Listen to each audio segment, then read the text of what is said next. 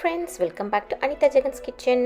இன்றைக்கி நம்ம வீட்லேயே எப்படி டேஸ்டியான பீஸா செய்கிறதுன்னு பார்க்கலாம் வாங்க.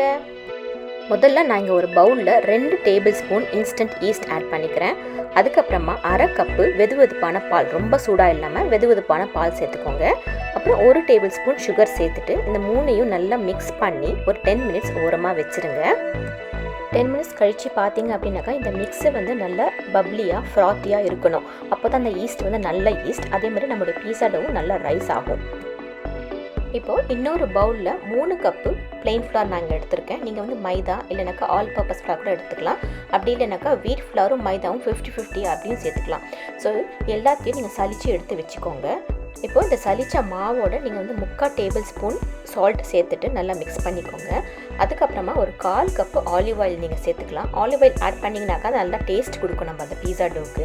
இப்போ பாருங்கள், இப்போ 10 மினிட்ஸ் கழித்த பிறகு இந்த ஈஸ்ட்டு பாருங்கள் நல்லா பப்ளியாக இருக்குது பாருங்கள். ஸோ இந்த மாதிரி இருந்தால் தான் ஈஸ்ட்டு நல்ல ஈஸ்ட்டுன்னு அர்த்தம். அப்போ தான் நம்மளுடைய பீஸா டோ நல்லா சாஃப்டாக நல்லா ரைஸ் ஆகும். இப்போ இந்த பப்ளியான அந்த ஈஸ்ட் மிக்ஸை இதில் ஆட் பண்ணிக்கோங்க. நம்ம ஃப்ளார் மிக்ஸில் ஆட் பண்ணிவிட்டு நல்லா நீங்கள் கையால் பிசைஞ்சிக்கணும்.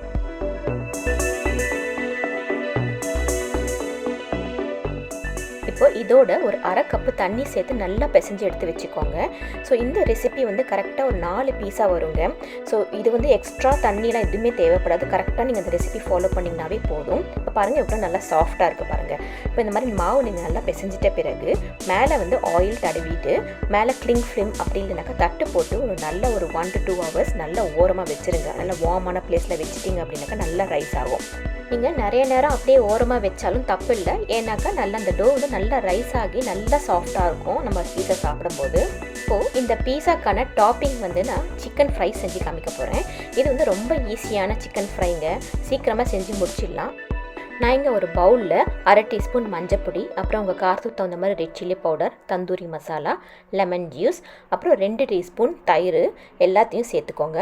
அதுக்கப்புறம் பெப்பர் பவுடர் நான் இங்கே சேர்க்குறேன், சால்ட் சேர்க்குறேன், அப்புறம் அஜ்வைன் நான் இங்கே சேர்க்குறேன், அப்புறம் உங்கள் ஹர்ப்ஸ் உங்களுக்கு என்ன ஹர்ப்ஸ் கிடைக்குதோ அது நீங்கள் ஆட் பண்ணிக்கலாம். நான் இங்கே ஒரிகானோ ஆட் பண்ணியிருக்கேன். ஸோ எல்லாத்தையும் நல்லா மிக்ஸ் பண்ணி எடுத்து வச்சுக்கோங்க. மிக்ஸ் பண்ணிவிட்டு நான் இங்கே ஒரு 1/4 கிலோ சிக்கன் வந்து பிரெஸ்ட் பீஸ் எடுத்திருக்கேன். அதை வந்து நல்லா டைஸ் பண்ணி எடுத்து வச்சுருக்கேன். அதை சேர்த்துட்டு நல்லா மிக்ஸ் பண்ணி ஒரு 1/2 hour to 1 hour நல்லா ஊற விடுங்க.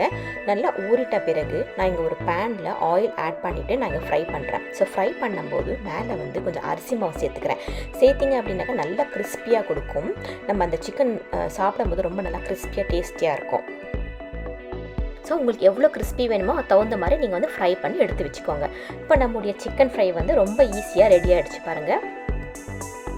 இப்போ உங்களுடைய பீஸா பேனில் நீங்கள் பட்டர் தடவி எடுத்து வச்சுக்கோங்க. ஏன்னா அந்த பீஸா வந்து ஒட்டாமல் வரும்.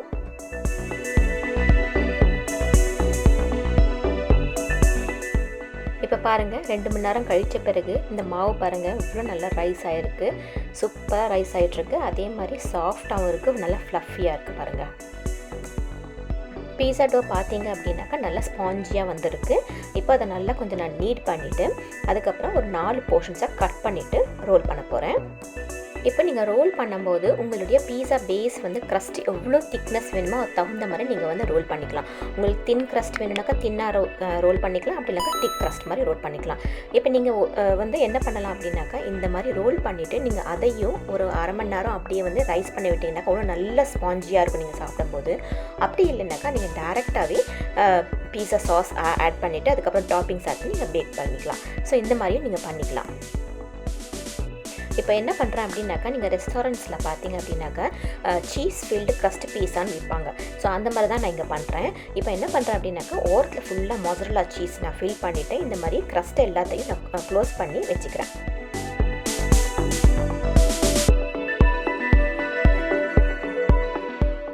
உங்களுக்கு என்ன டாப்பிங்ஸ் வேணுமோ அதை நீங்கள் சூஸ் பண்ணிக்கலாம்.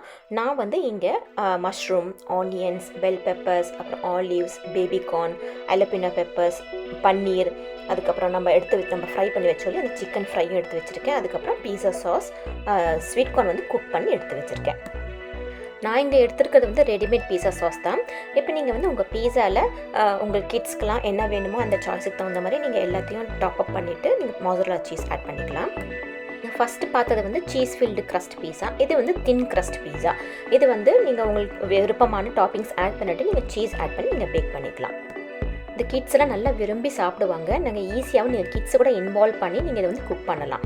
இப்போ பாருங்கள், நான் வந்து அவனில் வச்சுட்டு ஒரு 20 மினிட்ஸ் 150 டிகிரியில் நல்லா குக் பண்ண போகிறேன். ஸோ உங்கள் அவன் டெம்பரேச்சர் தகுந்த மாதிரி நீங்கள் வந்து குக் பண்ணிக்கோங்க. இப்போ பாருங்கள், நாங்கள் 4 பீஸா பண்ணியிருக்கேன். ஸோ 4 பீஸாவும் அவனில் குக் ஆகுது. இன்னொரு டைப் பீஸா பார்த்தீங்க அப்படின்னாக்கா ஹாஃப் பாயில் எக் பீஸா. இது எப்படி பண்ணணும் அப்படின்னாக்கா, நீங்கள் பீஸா குக் பண்ணுற அந்த ஹாஃப் டைமில் எடுத்துட்டு இந்த மாதிரி எக் பிரேக் பண்ணி உள்ளே போட்டுருங்க. அதுக்கப்புறம் நீங்கள் வந்து ரிமைனிங் டைம் வந்து அவனில் வச்சு நீங்கள் பேக் பண்ணிங்க அப்படின்னாக்கா அந்த ஹாஃப் பாயில் எக் பீஸா ரொம்ப டேஸ்டியாக இருக்கும். இப்போ அந்த சீஸ் ஃபில்டு க்ரஸ்ட் பீஸை நான் கட் பண்ணி காமிக்கிறேன். இப்போ பாருங்கள், பேக் ஆன பிறகு அந்த சீஸ் எல்லாம் நல்லா பேக் ஆகிட்டு நல்லா மெல்ட் ஆகிட்டுக்கு நல்லா சூப்பராக இருக்குது பாருங்கள். இப்போது ஹாஃப் பாயில் எக் பீஸாலையும் அந்த எக் யோக் பாருங்கள் நல்லா பேக் ஆகிட்டுருக்கு, நல்லா ரன்னியாகவும் இருக்குது பாருங்கள். ரொம்ப டேஸ்டியாக இருக்கும். இந்த மாதிரி பீஸா கூட நீங்கள் ட்ரை பண்ணி பாருங்கள். Thanks for watching.